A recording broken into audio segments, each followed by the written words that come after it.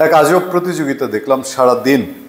এটা বাংলাদেশের সম্ভব আমার কাছে অনেকটা অকল্পনীয়। দেখেন, এই 14 ফেব্রুয়ারি কত দিবস সেই দিন, পয়লা বৈশাখ, পয়লা ফাল্গুন, স্বৈরাচার দিবস, রাতের বেলা মহিনামৃত রাত। সেই দিন বাংলাদেশের নজর ওয়াশিংটনে বা আমেরিকায়। একটা অসুস্থ প্রতিযোগিতা, মানে দেশটা কে বেচে দিল কার কাছে। মনে হয় যে আমরা কিছুই না, আমরা কৃতদাস এই জাতিতে এখনও রয়ে গেছি। কে কার কাছে বেচলো? ডোনাল্ড ট্রাম্প কিনলো না মোদি কিনলো? এরকম একটা উপক্রম। এবং মোদি ট্রাম্পে এরকম কেনা বেচা মনে হয়ে যাচ্ছে আমেরিকায় বসে। আর বাংলাদেশে দুই পক্ষ নর্তন কুর্দন শুরু করেছে, নাচানাচি করছে একদম গভীরভাবে। একটু দেখেন তো দেখি। এক পক্ষ খুবই আনন্দিত, মোদি ক্লিয়ারেন্স পেয়ে গেছে, সব ক্ষমতা এখন মোদির হাতে। ট্রাম্প বলে দিয়েছে মোদি আসবে, মোদি ফিরে এসেই দেখবেন বাংলাদেশে ডক্টর ইউনূস বাদ। মানে ডক্টর ইউনূসের অ্যাপয়েন্টমেন্টটা নরেন্দ্র মোদি দিল্লি থেকে দিয়েছে, এরকম একটা উচ্ছ্বাস আনন্দ আছে। আরেক পক্ষ দেশে, এটা এক পক্ষ যখন নাচানাচি করছে, আরেক পক্ষ দেশে বসে থেকে ডক্টর ইউনূসের সাথে তো ইলন মাস্কের কথা হয়ে গেছে, বুঝছেন। ট্রাম্প তখন পাশে বসেছিল, মোদির সফর ব্যর্থ, ইউনূস রয়ে গেছে দেশে।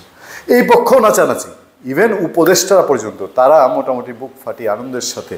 এবং সরকারের দিক থেকে সরকার সমর্থক যারা, আওয়ামী লীগ বিরোধী যারা, এই পোস্টটা দেখবেন খুব বেশি দিচ্ছে, সোশ্যাল মিডিয়ায় দিচ্ছে, নাড়াচাড়া দিচ্ছে, বক্তৃতা দিচ্ছে। হ্যাঁ, দিল্লি থেকে কেউ কিছু করতে পারবে না, এরকম নানান রকম কথাবার্তা। মানে ইলন মাস্ক কথা বলেছে, কাজ উদ্ধার কাজ সারা, বাংলাদেশে আমরা ক্ষমতায় সারা জীবন থেকে যাবো, এরকম একটা ভাব।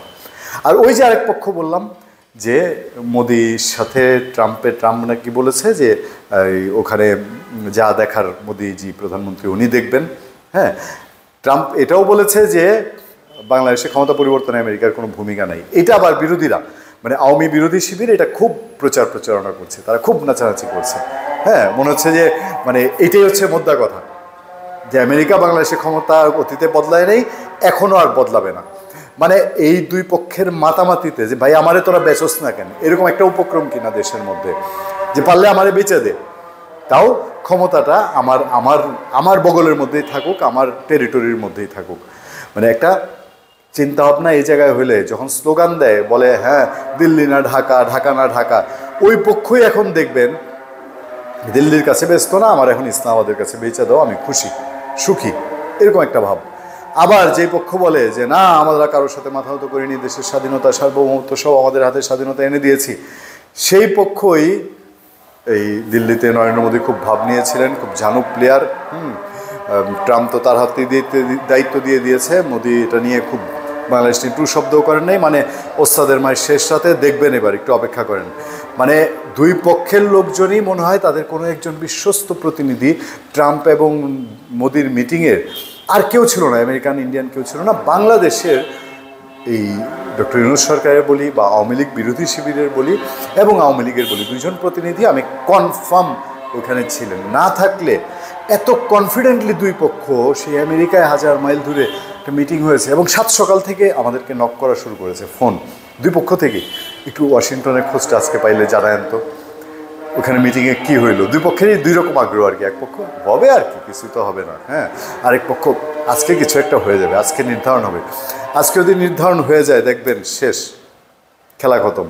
আর যদি নির্ধারণ না হয় তাহলে মোদি এবার দেশে ফিরে কিছু একটা করবেই। এই যে একটা কাহিনী শুরু হয়েছে, এই কাহিনী আমি তো ভাইকে বলি রে ভাই, আপনারা কি মিটিংয়ে ছিলেন?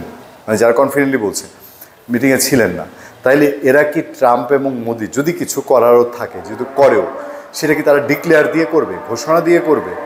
কোনটা বলেছে কোনটা বলেনি? ইলন মাস্ক বাংলাদেশে ইন্টারনেটের ব্যবসা করবে, মূলত ব্যবসায়ী মানুষ। বাংলাদেশে ইন্টারনেট ব্যবহারকারীদের কোন লাভটা হবে? তার স্টারলিংক বাংলাদেশে আসার পরে গ্রামীণ ফোন, গ্রামীণ ব্যাংকের ধরেন কিছু লাভটা ভুলে হইতেও পারে, হবে হয়তো।